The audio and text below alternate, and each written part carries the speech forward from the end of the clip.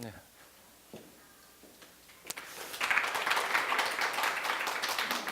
네, 반갑습니다.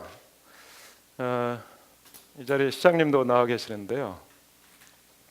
제가 기억하고 있기로는 시장님이 옛날에 그 대학에서 극동문제연구소를 책임을 맡으셨었던 걸로 기억을 하고 있습니다. 그래서 전문가가 앞에 앉아 계시는데 그래서 좀 더 긴장이 되기도 합니다만, 자, 시작해 보겠습니다. 중국을 어떻게 볼 것인가의 문제인데요. G2라는 용어를 우리가 많이 듣게 되죠. 또 차이메리카라는 용어를 쓰기도 합니다. 차이메리카라는 용어는 차이나와 아메리카의 합성어인데요. 지금 세계를 움직여가는 두 개의 그 중심 세력, 두 개의 주요 국가를 이런 식으로 표현을 하고 있죠. 팍스 시니카라는 용어를 일부에서 쓰고 있기도 합니다. 앞으로 세계는 모든 것이 다 중국을 향해서 갈 것이다. 모든 길은 중국으로 통할 것이다. 뭐 이런 정도의 의미겠죠. 세계적으로도 중국은 상당히 중요한 나라입니다만, 특히 우리 한국인에게 있어서는 중국은 과거에도 그래왔고, 그리고 현재에도 그렇고 미래에도 가장 중요한 국가라고 생각을 합니다. 지금 우리나라의 그 대중국의 무역 규모를 봐도 그 한국의 최대 수출국은 중국입니다. 2대 3대 수출국인 미국과 일본에 대한 수출 규모를 합쳐도 중국을 따라가지 못합니다.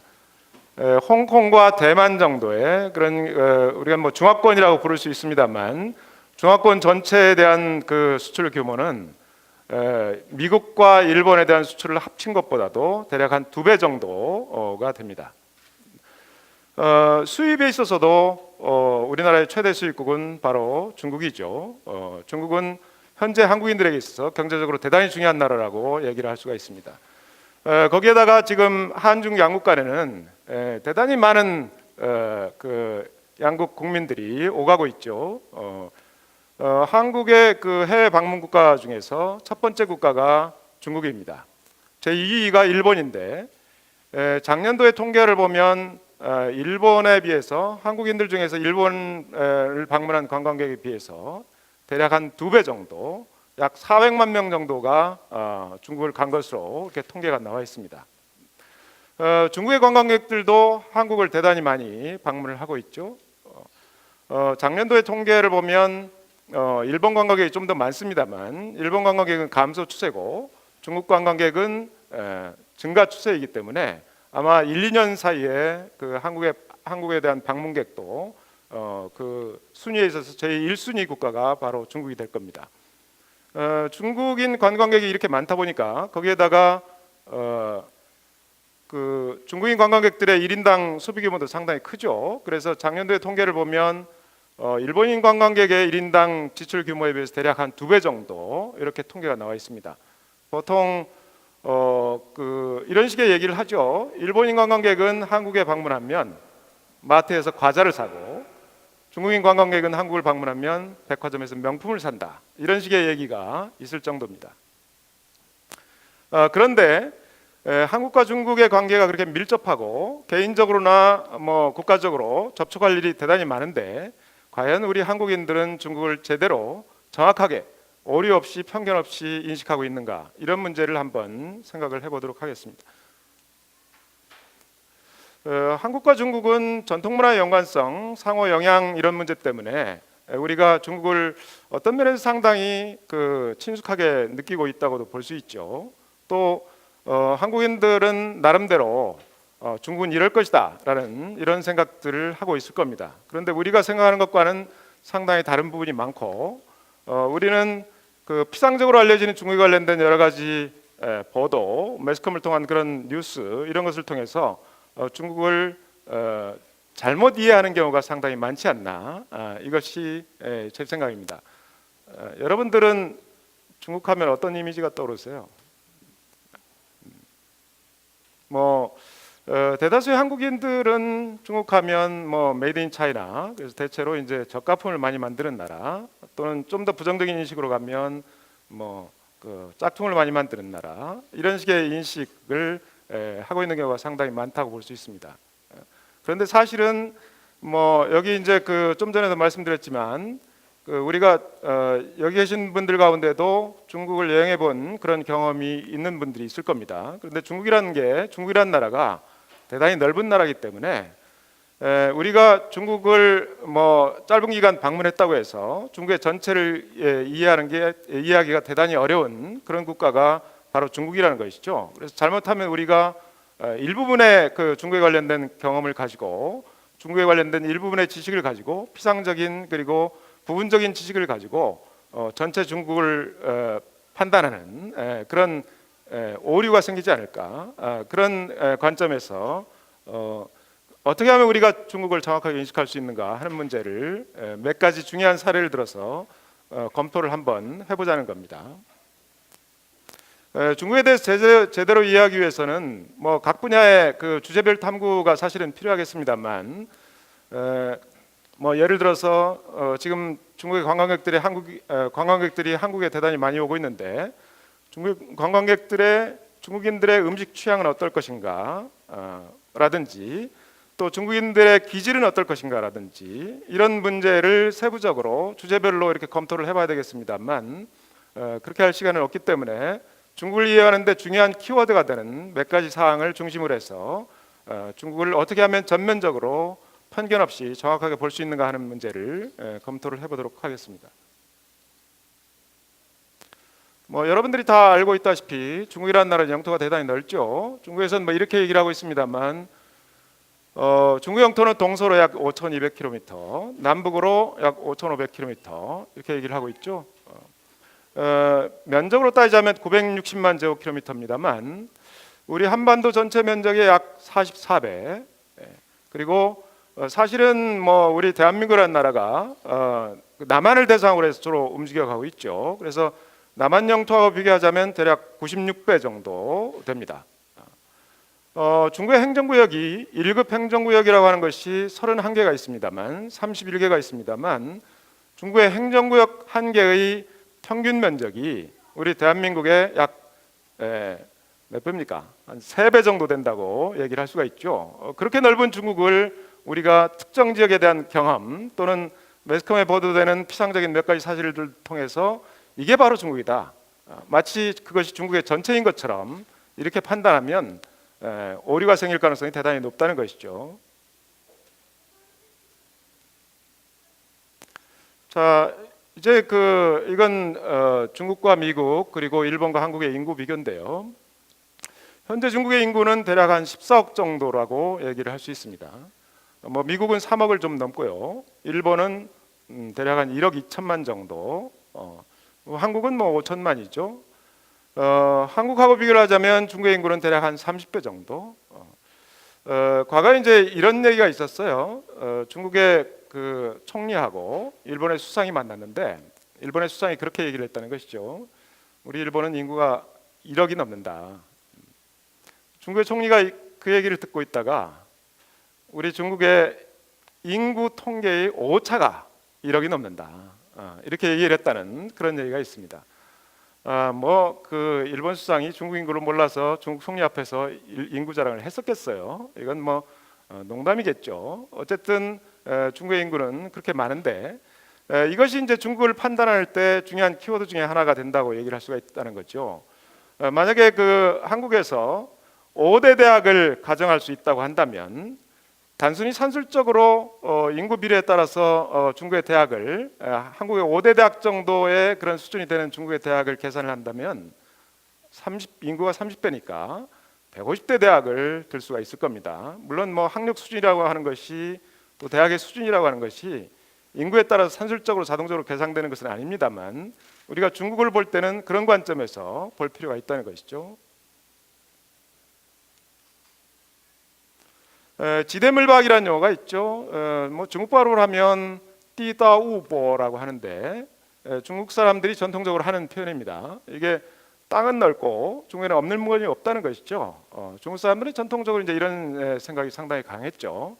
이런 자족적인 생각, 중국에는 모든 것이 다 충족돼 있다. 그러니까 굳이 외국과 무역을 할 필요가 없다라는 이런 생각은 잘못하면 폐쇄적인 그런 그 사고 방식으로 나아갈 수가 있습니다만 결국 이제 이런 식의 생각에 사로잡혀 있다가 1840년에 아편 전쟁이 일어나면서 중국이 반쯤은 식민지 된 상태, 반식민 상태로 나가기도 했죠.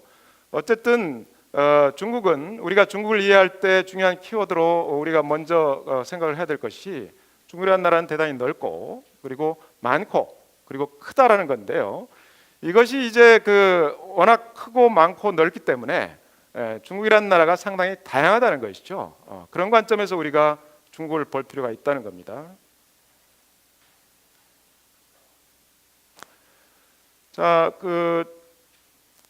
중국 인구가 대단히 많다는 사실은 좀 전에 말씀을 드렸는데 행정구역별로 인구가 많은 행정구역들이 있습니다. 지금 중국에서 인구가 가장 많은 행정구역은 중국의 남쪽에 있는 광동성이라는 지역인데요. 광동성의 인구는 1억을 넘습니다.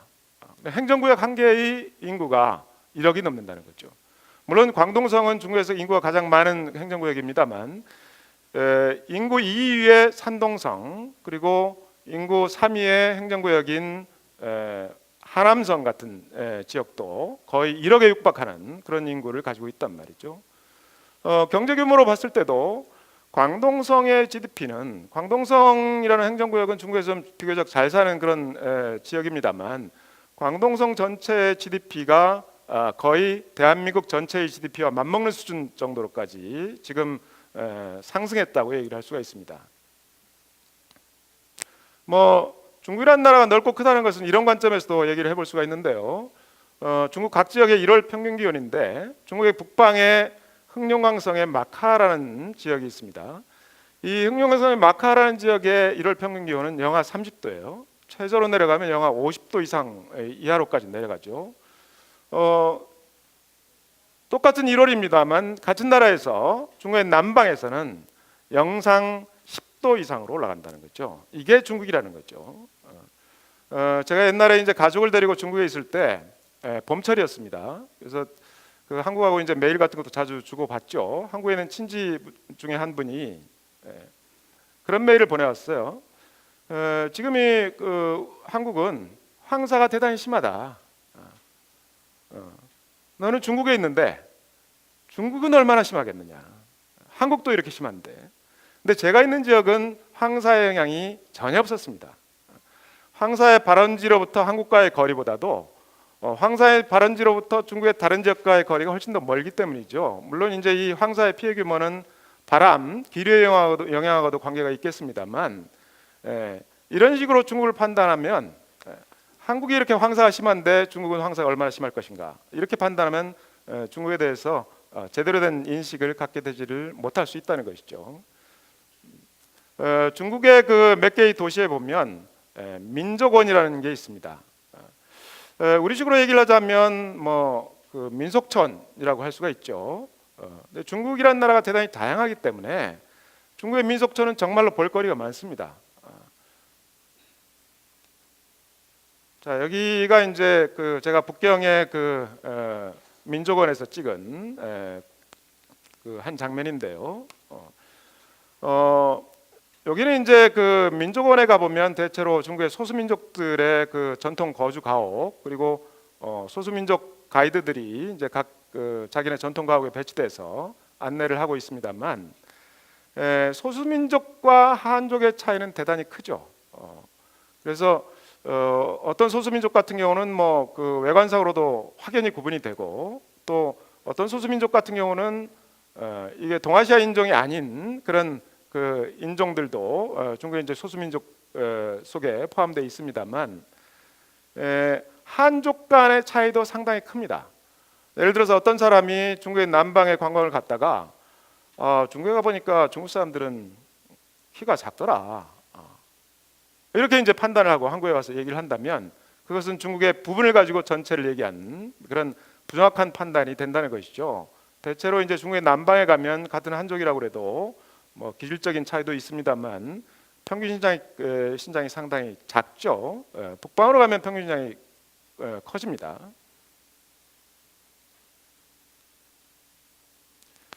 자, 중국의 각 지역의 차이, 다양성 같은 것을 이런 관점에서 생각을 해볼 수도 있습니다. 이게 언어의 문제인데요.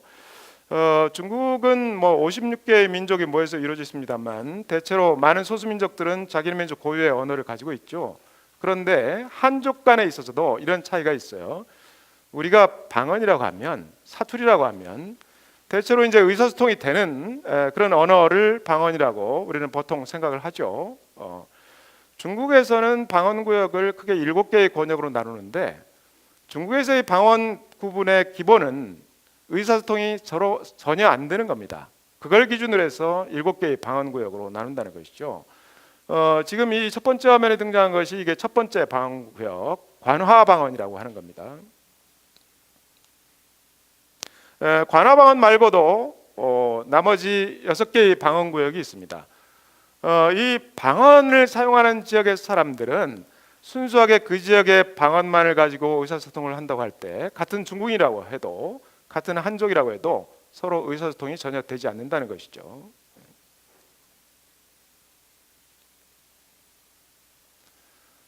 이 사진은 제가 그 중국 대학에 갔을 때 중국 대학의 한 교정에 세워져 있는 팻말입니다만, 여기 뭐라고 써 있느냐면 징수어 보통화라고 쓰여 있어요. 보통화를 씁시다라는 겁니다. 그러니까 대학에 걸려 있는 표어입니다. 이게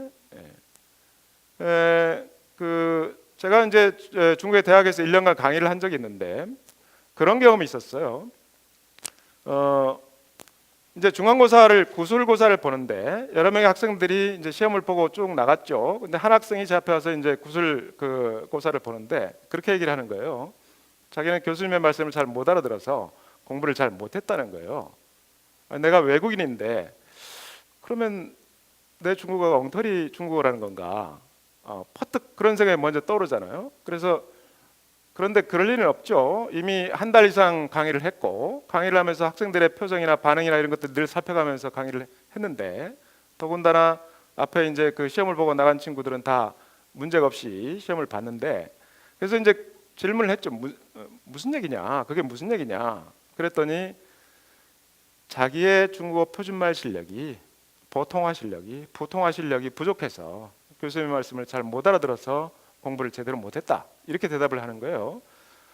그래서 상당히 의아했죠. 이것이 이제 뭐 1960년대의 중국도 아니고 2000년대의 중국에서, 더군다나 대학생이 이럴 수 있나. 그래서 이제 그 친구한테 물어봤죠. 자네는 국어 교육을 안 받았나? 그랬더니 그 친구가 하는 말이 국어 교육을 받았습니다. 그런데 자기가 그 고등학교까지 다녔던 지역은 중국의 시골이어서 그 지역에서는 선생님들이, 국어 선생님들이 다 그 지역의 사투리로 국어 교육을 했습니다. 그래서 자기의 표준어 실력이 부족합니다라는 거죠. 그래서 이제 뭐 강의실에 나와가지고 이제 그 대학의 그 중국 교수님한테 질문을 했죠. 이런 일이 있었다. 어떻게 생각하냐? 이게 가능하냐? 2000년대 중국에서 더군다나 대학생이 이런 일이 있을 수 있냐? 그랬더니 그 교수님 하시는 말씀이 있을 수는 있다. 아직도 상당히 드문 사례이긴 하지만 아직도 있을 수는 있다. 옛날에는 그런 학생들이 훨씬 더 많았다라는 거죠. 그러니까 대학에서 강의를 해도 그런 상황이 벌어질 수 있는 거죠. 다른 지역에서 온 교수님은 표준어로 강의를 하시는 거죠. 그런데 앞자리에 있는 두 중국 학생이 자기들끼리 그 지역의 사투리로 얘기를 하는 거죠. 그러면 교수님하고는 전혀 의사소통이 안 되는, 교수님이 전혀 그 학생들이 무슨 얘기를 하는지 알아듣지 못하는 그런 상황이 생길 수 있다는 것이죠. 지금까지 말씀드린 이런 두 가지 사항, 영토의 넓이 그리고 인구의 크기, 이런 것들이 중국을 이해하는데 중요한 키워드가 될 것이고, 우리가 그 매스컴에 보도되는 그런 그 중국에 대한 부정적인 이야기, 이런 걸 가지고 중국을 판단하는 기준으로 삼아서는 오류를 범할 가능성이 대단히 크다는 겁니다. 자, 여기까지 제 강의를 마치겠습니다.